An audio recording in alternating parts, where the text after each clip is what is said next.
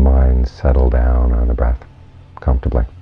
In other words, don't push it too hard and don't let it float away. Try to find just the right amount of pressure for staying with the breath. Let there be just that one question in the mind right now. How heavily to focus on the breath. Other questions you can put aside, because most of the other questions you'd be focusing on now would simply be issues of doubt. But questions dealing with the mind and the breath right here in the present moment, those are the ones that are relevant, because those are the ones that you can look at and answer right now, right here.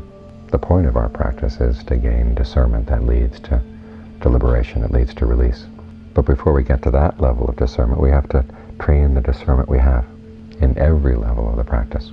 This morning there was a passage by Ajahn Lee that we're reading, in which he talks about how generosity, virtue, and meditation both depend on discernment and give rise to discernment. In other words, it means you have to use your discernment in each of these levels of the practice.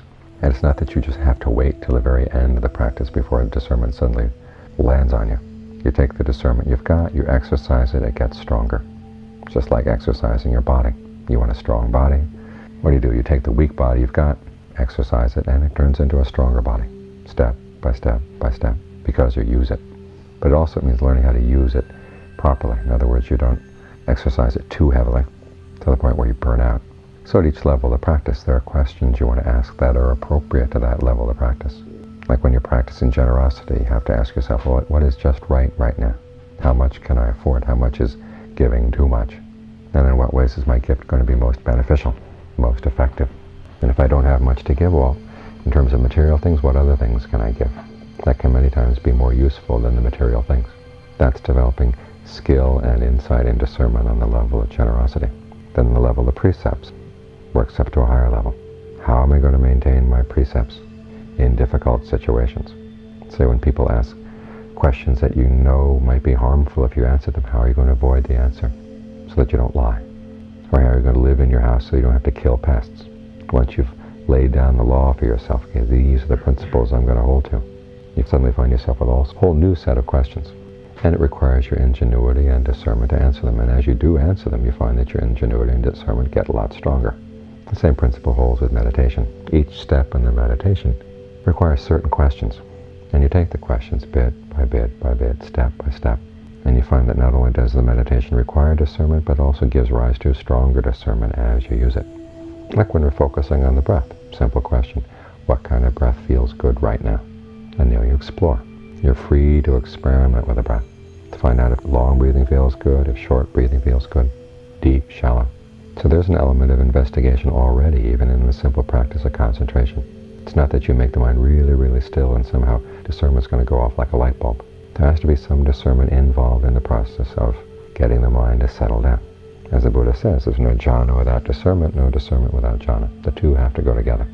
Discernment here is learning which things to develop and which things to let go.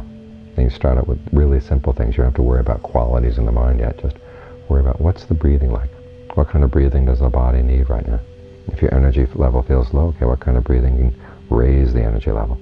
If you feel a bit too frenetic, what kind of breathing can calm you down? If there are pains in different parts of the body, well, are you breathing in a way that's actually augmenting those pains or causing those pains? These are things you can explore. So what you're doing is you're taking your thinking process, the questioning process of the mind, and you're learning how to use it skillfully. Meditation is not a matter of stopping your thought processes right away. Eventually there does come a point where thinking gets more and more attenuated until you can hardly call it thinking at all.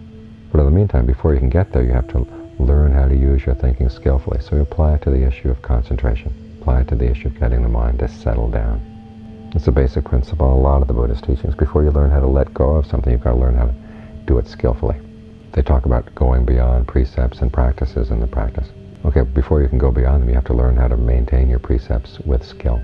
They talk about letting go of the discriminating mind. Well, before you let go of the discriminating mind, you have to learn how to use it properly.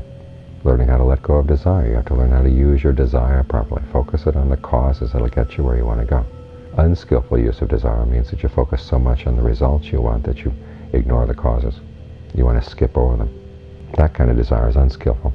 And you're not going to get beyond desire by just dropping unskillful desires. You have to learn how to replace them with skillful ones that are focused on the causes that will take you where you want to go, like right now. Focus on being mindful. It means keeping the breath in mind, and focus on being alert, watching the breath. And a good way to do that is to ask yourself questions about the breath and how you can relate to it here in the present moment. Should you make the next breath a little bit longer? Well, see what happens. How about a little bit shorter, deeper, stronger, more refined?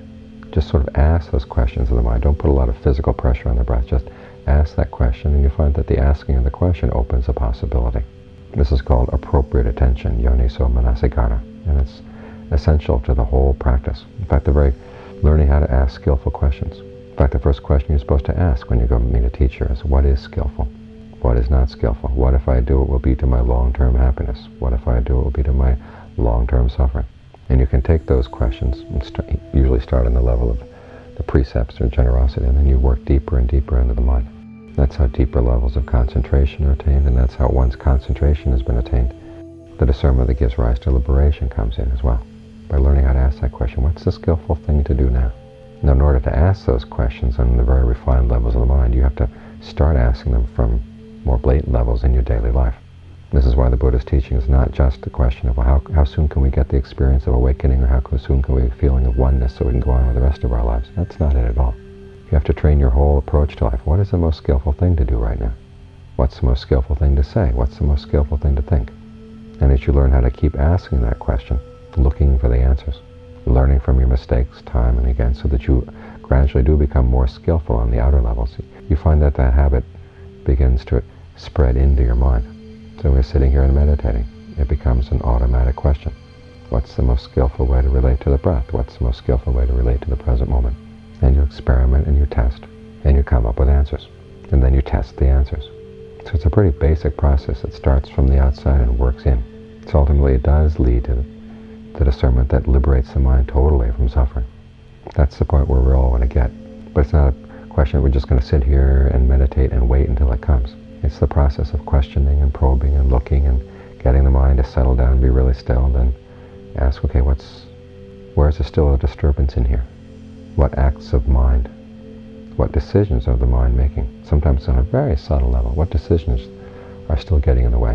And you look and you watch. And you have to be very patient.